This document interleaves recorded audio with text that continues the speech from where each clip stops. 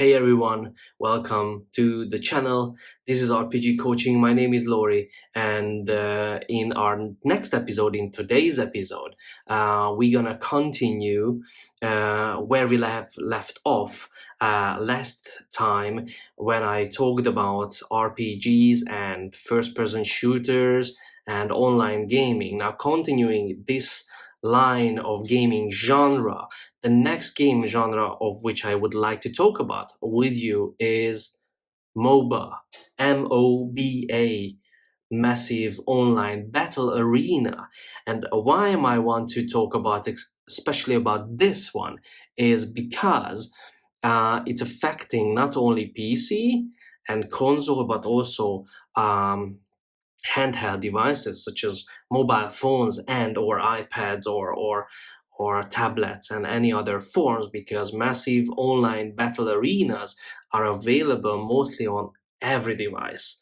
And that is one of the most popular game genres these days because players can interact with other players. In fact, those mobile games are designed to have a smaller group of gamers, like 3 to 5, versus another small group of players, which is again 3 to 5 people. It's a real life battle where the teams are battling each other on regarding the word or regarding specifics, there are mostly fantasy-based mobile games, but there are also sci-fi-based mobile games as well. But the most popular these days are fantasy-based. How can you realize that your child is playing a MOBA game? Well, first of all, you can hear your kiddo talk on headset because the players are in interaction with each other during the game, during the play, because they need to communicate. They are also moving fast. What you need to know, the mobile games are real-time games, which means you cannot stop time while you are playing. And this is really important if you are really into learning what your a child is playing and what your kid is love to do in his free time or not even free time. Nevertheless, mobile games are structured in rounds, basically, where teams compete with teams in rounds, just like a tennis match or a football game. There are some rounds which are real life, so it cannot be stopped. And if you force your kid to quit during a live run, then you're not even ruining your evening for sure. But also your kids belonging to this online group will decrease massively because he or she left his teammates alone, just quit during those plays. So those rounds are online and real life, real time, so it cannot be stopped. Of course, it can be exited, but it's not recommended. And usually the players are moving on the screen. So whether you are you just eardropping or eye dropping above the shoulder of your kiddo, and you can see 3 to 5 characters moving somewhere to somewhere, then that it's probably a MOBA game genre or a MOBA game typed game. What are today's most popular games? Well, first of all, there is LOL, which means League of Legends, really popular. Then there is Dota, Defense of the Ancients, and there is also Heroes of the Storm, which is also based from another fantasy, big huge fantasy game type, which is the online multiplayer RPG, of which I will also talk about in a later episode.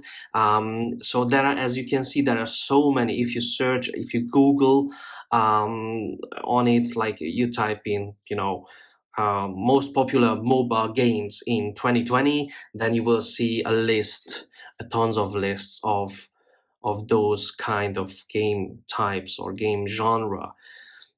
What can you do in order to have a healthy, not unhealthy, a healthy relationship with your child if he or she is into mobile games? First of all, do not interrupt the play. I do know it sounds really, you know, rude or something, but just imagine when you are really working and when you are in the flow of your work, you're figuring stuff out and you're doing something. Maybe you're an executive, maybe you're a coach, maybe leading companies, maybe you're an entrepreneur, and there is a time when you are in the flow and you know what to do and you don't like to be disturbed. Imagine that kind of feeling also uh, in the life of your child when he or she is playing those mobile games. What can you do? You can ask him when they will have a round and or when they will have this session ended. Because when you approach from this perspective, like you're asking questions first and do not demand at the very first step, like stop playing and come, let's have dinner, etc., etc., then you can have really interesting and deep conversations about that actual game at the dining table. Why is that so important? Think on long term, because if your child starts to talk about something of which he or she is passionate about, yeah, that will strengthen your relationship with the child. And then later on, you can move on to other important and deep topics as well, and he will trust you. Yeah, and this is the long-term effect. This is the long-term positive effect of starting with questions instead of just throwing at the child something like you cannot do this, stop doing it, etc., etc., etc.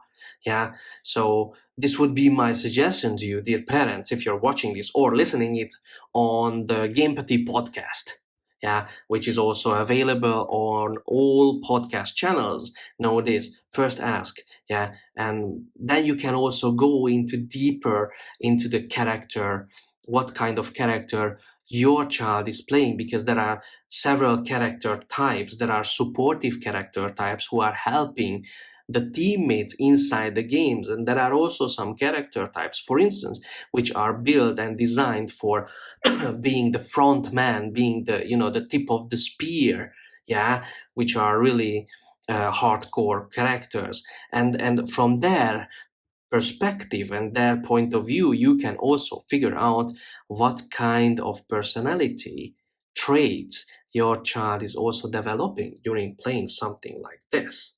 Yeah. So that was it for today. I hope you enjoyed it. If you did, then please like and subscribe on the channel. Don't forget to share it also with your fellow parent friends, and see you in the next episode. Until then, have an awesome day. Bye.